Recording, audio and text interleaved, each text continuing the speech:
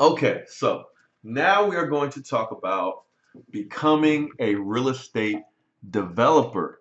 So it's also a form of becoming a real estate investor. Excuse me, I gotta look cool for you guys because I know we've got all different demographics taking this course, and I don't want you guys to think I'm an old fogey and not young enough to relate to some of these new investors that are coming about. So that's what's going on with the hat, man. I feel a little cooler with the hat. But anyway, no, I'm just joking. But let's talk about becoming a real estate developer. Now, this is the stage where I am as an investor. I started out with the strategy of doing buying and holding or rental properties, and then I moved on to doing flips. And as the market sort of dictates what I like to do. I like to do what will give me the best chance of making money, depending on where the market is or how the market is behaving. So when I start talking about the market, I'm talking about the prices and activity in real estate. So that's the real estate market. So if there's a lot of buying excitement going on, then it is a seller's market. So basically it's good for the seller when a lot of people want to buy real estate and they can jack the prices up. When the prices go up high, it's a good market for doing flips and it's a good market for becoming a real estate developer. Now, if there's nobody that wants to buy, and the prices of housing is dropping and there's no confidence in the economy or the real estate market, it becomes a buyer's market, not a seller's market. So it's bad for sellers because you're getting low prices, but it's good for buyers because you're getting low prices as well. So you're buying for low prices, but sellers are mad because they're selling for low prices. So it's a good time to be a buyer and get rental properties. Now, if the market was really low and stagnant, it's not a good time to build. And that's why when the economy is questionable or shaky and the housing market is not real strong, that's why you don't see a whole lot of new houses going up and a whole lot of new apartments and developments going up because it's a stagnant market or a low real estate market. Now, in some areas in the country, you have strong economies no matter what's going on, and there's a demand for housing, so there's opportunities to create housing. Like for example, in where I live in Columbus, Ohio, while there was not a whole lot of selling going on, for homeowners when the market was down, like when I first got in, there was not a lot of builders building residential real estate either because they want to build the real estate and they want to sell it to home buyers. But there was an opportunity for real estate developers to build apartment complexes because everybody wanted to rent instead of buy. So if you were a real estate developer, you could have actually developed some apartment complexes and filled them up with people. Now, when the market started getting better around here, you saw more people buying and building apartment complexes and renting them out, which to me, they could have done that all along in this particular economy. So, but they're doing it more now because it is a seller's market. So it's a good environment for you to do flips and be a real estate developer. So now, how do you do that when you're like an individual like myself? You've done some rental properties, you've done some flips, you build up some money, you build up some resources like to do financing for your deals and things of that nature.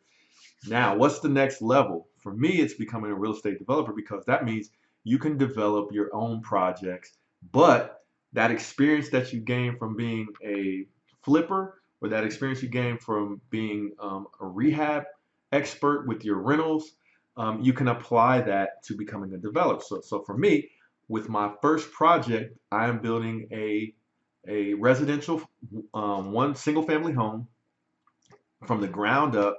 I have a general contractor who's helping me, manage the subcontractors. Now, I'm trying to save money and I'm trying to be conservative. So my general contractor, he's helping me save money as well. But he is not an expensive general contractor that I went out and found, the best person out there or the best. It's a friend of mine that I've done a lot of rehab projects with that I know he's good with my rehab. But this is our first time working together on project to build a house from the ground up. And in this case, I am playing a role as a real estate developer. So it could be building apartment complexes, it could be building single family homes, it could be building duplexes, it could be building commercial real estate or what have you.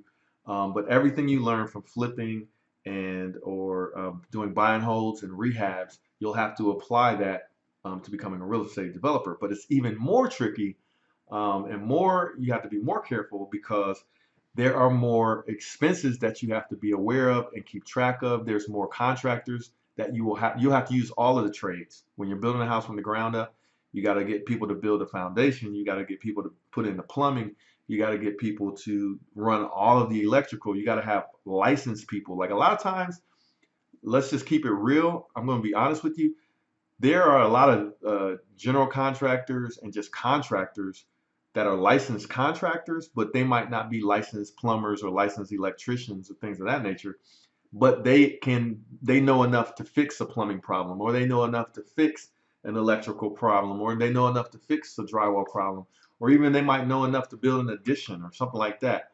But when you're building a house from the ground up or building a project, apartment complex or commercial building from the ground up, you got to have licensed tradesmen and subcontractors to do every one of those phases because for safety reasons, the local government will actually come and do inspections at each phase of that build, and you have to get those inspections passed to go to the next phase in order to get an occupancy permit for that residential real estate. Okay, so there's more things you have to be aware of when you're becoming a real estate developer, but I wanted to just talk about that way to make money. Okay, let's define it. So real estate developers have the capability of taking a project from end to end, raw land to a finished product with the purpose of making a profit. So whether that be you build a building or a project to sell it, like let's say for this single family home, I'm building it always with the option to sell it or to rent it. And I think I'm going to rent it, but just depending on what's going on, I might actually sell it. But anyway, I'm going to make a profit either way, and that's the plan, and that's how I do my numbers, and that's how I manage the project. So, what are some of the requirements to becoming a real estate developer? You must be able to manage all aspects of a project from financing to purchasing to architectural to design, building, and then selling. And there's probably a whole lot of steps in between. So, that's why this is not something you want to jump into from the very beginning as a beginning real estate developer or real estate investor. This is something that you work your way up to gaining experience doing all facets of your rehab and managing your rehab successfully to be able to graduate into doing something like a project from the ground up and becoming a real estate developer. So when I start, that's number one is you got to be able to manage all of those aspects.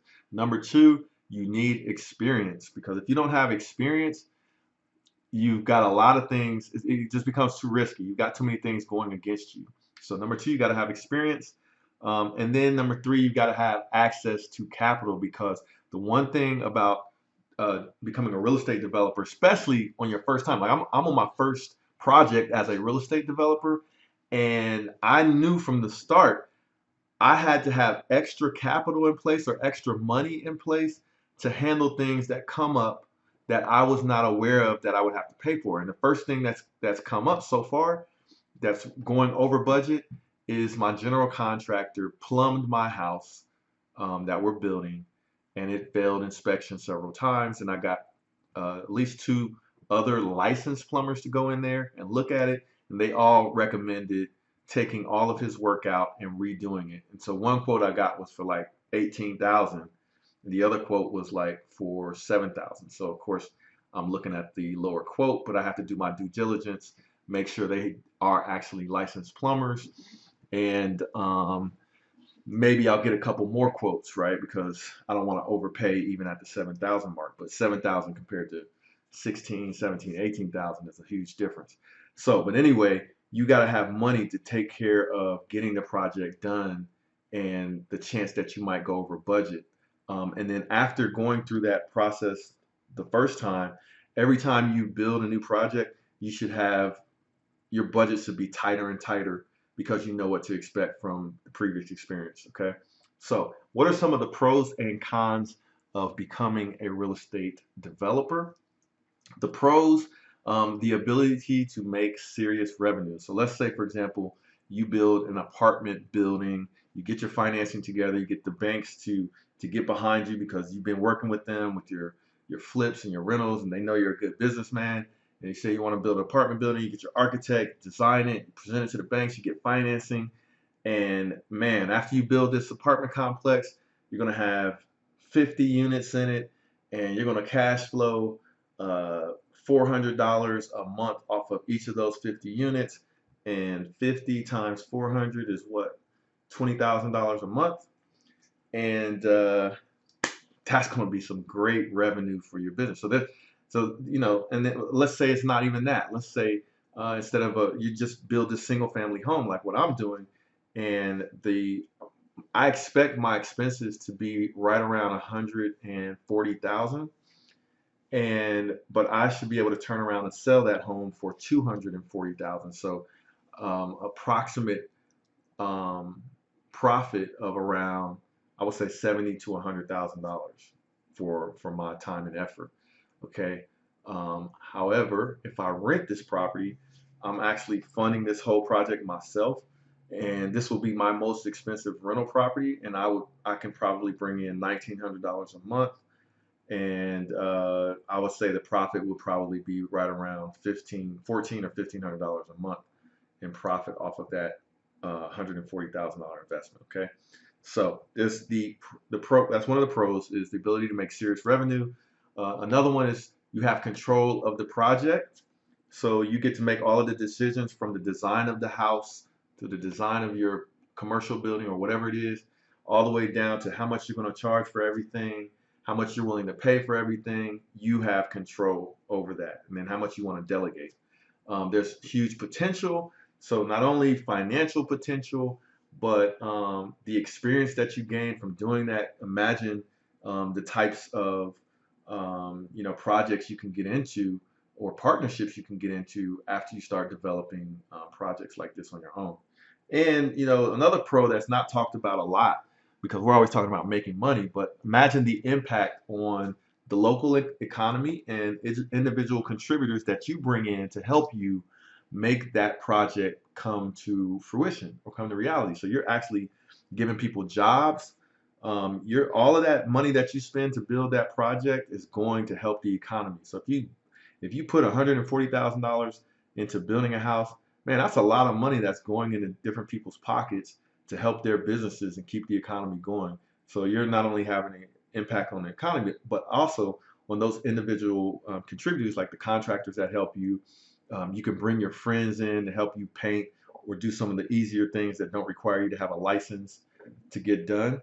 And imagine how you're helping your friends out, and then at the end of the day, you get a big check for selling that project or starting to rent that project out. So I'm going to have some good bonus content related to becoming a real estate developer, and I will actually upload that content as well as a part of this course. So you'll have access to it. Now, what are some of the cons? You are ultimately responsible and at risk for your real estate development project because you got to get the financing.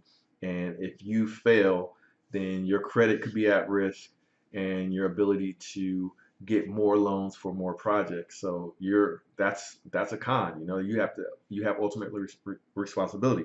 Now, the other con is becoming an investor and becoming a developer. It actually requires a lot more experience than doing flips or doing rehabs on rental properties or even doing wholesaling. This requires serious experience and you need a lot of connections to be successful and profitable. It can be complex for the average investor as well.